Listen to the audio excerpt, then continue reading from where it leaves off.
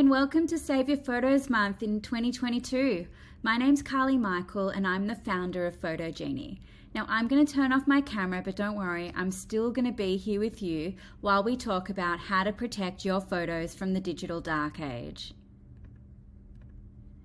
So as I said, my name's Carly Michael and I'm from Melbourne, Australia.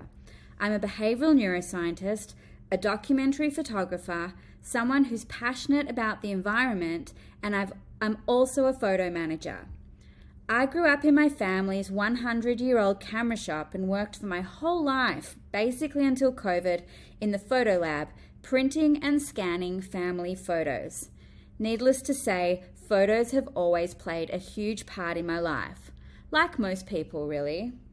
Now, over the next 15 minutes, we're going to talk about digital photos, and specifically, we're going to discuss how the longevity of digital photos just is not guaranteed.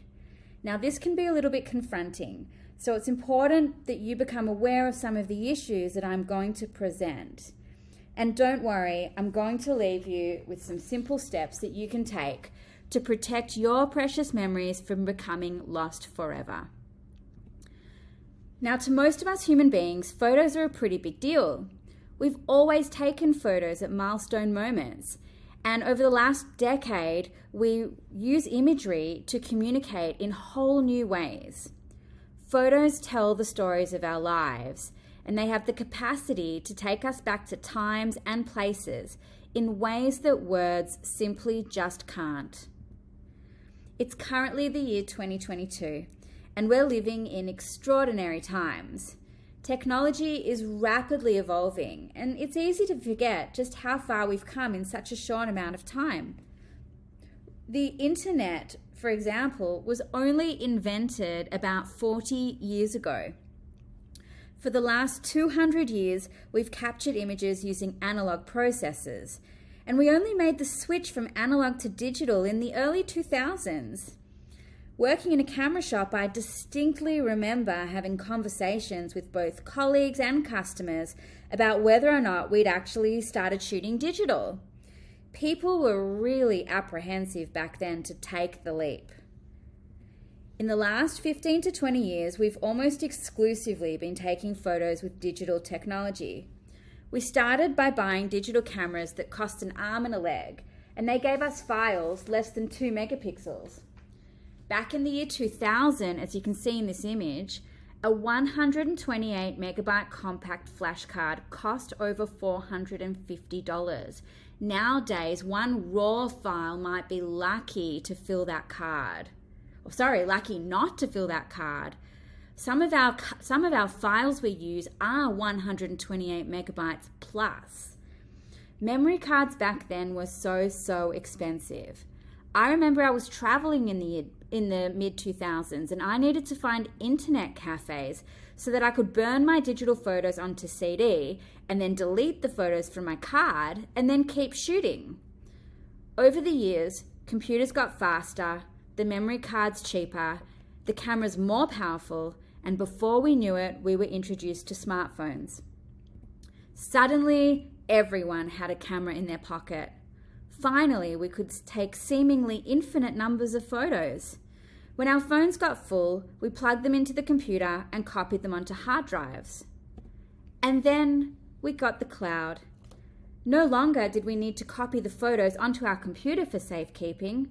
We could simply pay less than a cup of coffee per month and our photos would be stored safely in the cloud, we think. The cloud. Not to be mistaken for cumulus clouds or nimbostratus clouds. No, I'm talking about the likes of Apple iCloud, of Amazon Cloud Services, and Google Cloud. The huge cloud services that we trust to store our data and our photos. Now, when you think about saving your photos in the cloud, do you imagine your photos being suspended somewhere in the sky? Well, I'm sorry to break it to you, but that just simply ain't the case.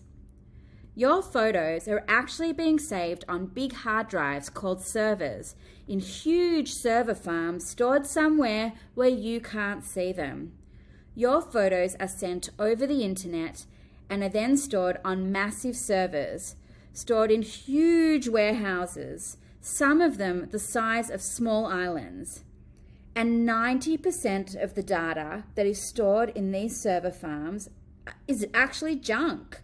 Spam emails, done and dusted MySpace accounts, burst photos and screenshots. I'm here today to talk to you about the longevity of your digital photos. Cambridge Dictionary defines longevity as the ability to last a long time. Now, some of you may have heard me speak before. It's been 7 years since I started talking about the digital dark age. This is a term that was coined by Vint Cerf, the current vice president of Google and one of the original architects of the internet. The digital dark age refers to the time that we are currently in, the one in which we are taking record-breaking numbers of photos day in and day out, yet we are likely to be forgotten. Forgotten. Yes, forgotten. Lost, gone, goodbye. Let's start with those CDs that I burnt when I was traveling in the noughties. Depending on who you ask, CDs will last between 5 to 50 years, with the consensus being around 20. This year, I tried to copy the photos from my travels in the 2000s plus others. There were about 50 CDs in my collection, and just less than half of those CDs did not work. That means I could not get the data from the CDs. CDs came and CDs went. Speaking of things that seem to have come and go, I recently bought a new laptop. And one thing that seems to have come and gone is the standard USB port pictured here on the right. The new laptops only have these new USB-C ports pictured on the left. Now, what do you think that says about the future of our trusty old USBs? This phenomenon I've just described about the CDs and the USBs is called obsolescence. It means that these technologies are no longer used and are out of date. Now, I will specify that those CDs that I tried to burn, obviously I couldn't put them into my brand new laptop or my previous one. I had to go and buy an external CD drive to plug that CD in. That's what it means by being obsolete. Now, have you ever lost photos on a hard drive that won't turn on? It's said that 1 in 3 people have lost photos from some type of hard drive crash at some point in their lives. Hard drives can be so fickle. Without any warning, they can just stop working, burying the data with them. Now, were you one of those people who used Picasa? That's another program that's been and gone. What about iPhoto?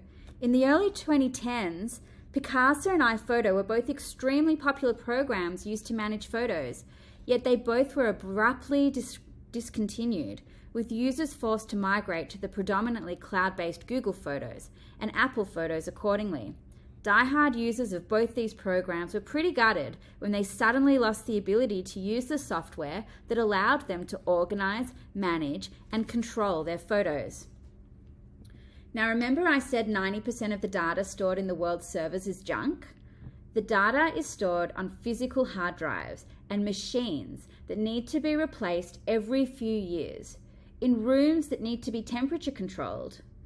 All this management costs money and resources. And in December 2020, Google finally had enough of being the digital wasteland of the world, and it announced a policy change. It reads, effective from June 1st, 2021, if you are inactive for 2 years in Gmail, Drive, or Photos, we may delete the content in the products in which you're inactive. So in other words, from June the 1st, 2023, next year, Google are going to start deleting data from accounts that have been inactive for 2 years. Now, what this means for you. If you are inactive, don't worry, we'll send you email reminders and notifications prior to deleting your account. In other words, we'll send reminders to your inactive account that we're about to delete it. Now, Google is clear that this policy only impacts people on free accounts. But this is just the first stage. Let's examine who will actually be affected by round 1. People who've died, people in jail, people in comas, and people in government care. This is happening now.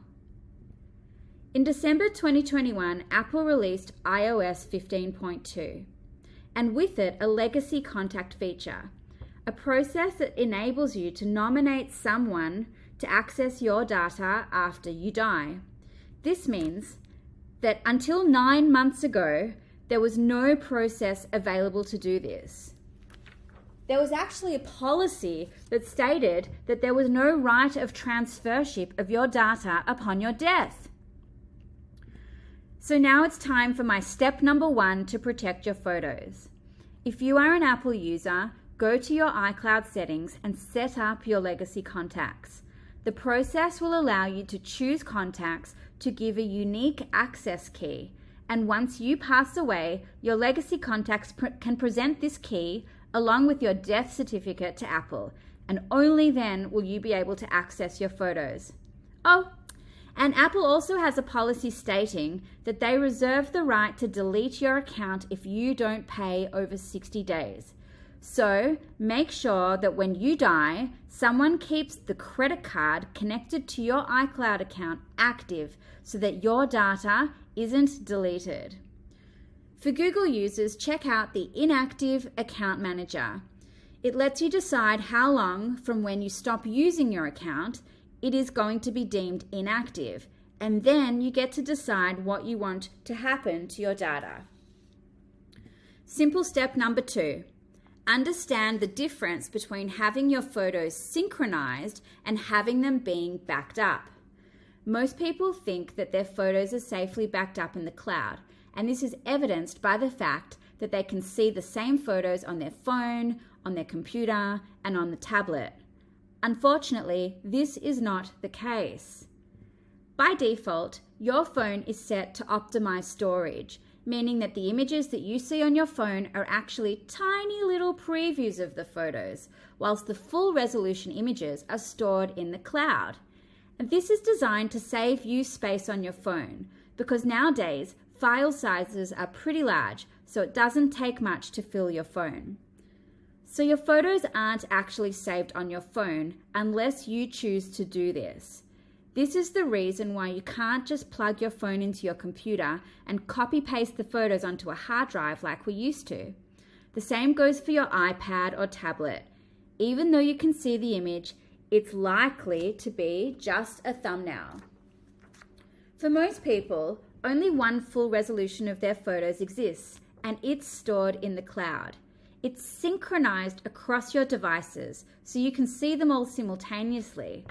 This also means, though, that if you delete photos from one device, it will delete it from all of your connected devices. And this brings me to having your photos backed up. It's different to sync. Having your photos backed up means that you have multiple copies of the same photos. So if one copy disappears, you still have another. The standard practice is to have 3 copies of your photos stored in 2 locations, and one of those locations is off-site. The ideal situation is to have this automatically happen all the time. Now, what does the 3-2-1 backup system look like in practice? I find that Apple offers the easiest solution. We store full resolution copies of all our images on our computer's hard drive. This means triggering the download of the full resolution images from the cloud to the hard drive, then having the hard drive backed up via Time Machine to a local hard drive, and then using a dedicated backup cloud company such as Backblaze or CrashPlan, which sends the data from your computer's hard drive continuously up to the cloud, which is your off-site backup. PC users can substitute time machines with a native piece of software called File History. And now that you've created a backup plan, it's time for simple step number 3, get organized. Not knowing where your photos are and whether or not they're safe is the source of the anxiety you feel about your photos. Your photos are precious and they are abundant. Getting your photos into one place, getting them in order, and knowing exactly where they're being stored and backed up is the way to save your photos from disappearing. It's a project that only needs to be done once, and there are systems we photo managers have designed to make the process easy. So, to summarize our 3 simple steps to protect your digital photos. Number 1, make a digital legacy plan. I've spoken mainly about Apple and Google as they are the most widely used services, but get curious about the cloud services you subscribe to and look into their policies and procedures regarding legacy planning. Step number 2, take your photos out of the cloud ecosystems and make your own copies for safekeeping. And number 3, get all your photos into one place and then get them in order. Get clear about where your photos are and how you will manage them. Get help if you need it. The bottom line is that if we keep going the way we are, hoping for the best, we're guaranteeing the worst possible outcome. It's time to stop relying on profit-driven companies to safeguard our precious memories. It's time to take control back over your photos, because if you don't, it's pretty much guaranteed that your photos will disappear into the digital dark age. Now, if you want to stay connected with me and to learn more about the digital dark age and anything photo related, visit www.photogenie.com.au/saveyourphotos. Thank you for taking the time to join me on this confronting but important journey about our photos. Thank you also for attending Save Your Photos Month and for the photo managers for hosting this amazing event. If you need help organizing your photos, join us on our private Facebook group, Advice from the Photo Organizing Pros.